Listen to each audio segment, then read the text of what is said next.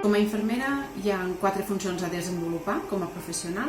Una és l'assistencial, l'altra és la docent, la de gestió i la de recerca. Per tant, havia pogut desenvolupar l'assistencial.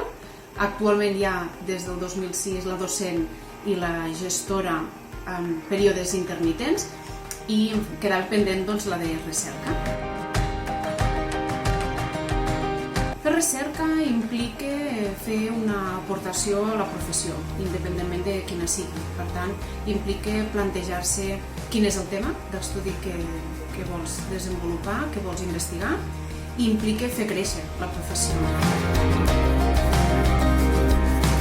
Jo llavors estava com a docent i de gestora també en l'àmbit d'infermeria. Decidim o valorem d'alguna manera que la part de les actituds dels estudiants d'infermeria, quan estan a pràctiques, caldria millorar-la una miqueta.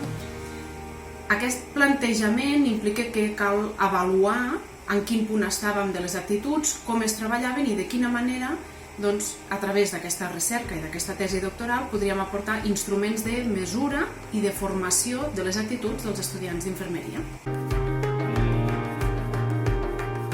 Fer una tesi no és un començo i acabo, sinó que és un començo, però de tenir un punt de fins aquí i aquí he de tancar. Quan comences a fer la tesi, evidentment necessites molt suport familiar també, i molt suport que en el meu cas també he rebut molt de les tutores i després directores de tesi.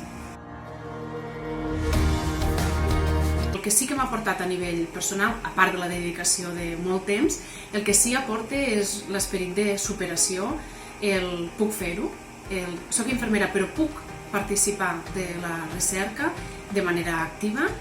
I després a nivell professional. A nivell professional és una professió que està desenvolupada moltíssim a nivell assistencial, a nivell docent també, lògicament. Gestora, depenent de en quins sectors més o menys hi ha infermeres en òrgans de decisió, i en la part de recerca està en augment.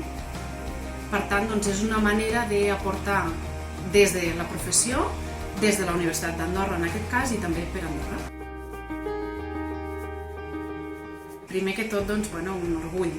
És una escola que va començar l'any 88 i que culmina el 2019 amb els 3 cicles universitaris. Per tant, jo penso que és un punt d'inici i que ha de servir moltíssim per tirar endavant la recerca infermera des d'Andorra. Què els diria? Molts ànims, que ho podem fer, que val la pena i que entremig se n'aprèn moltíssim.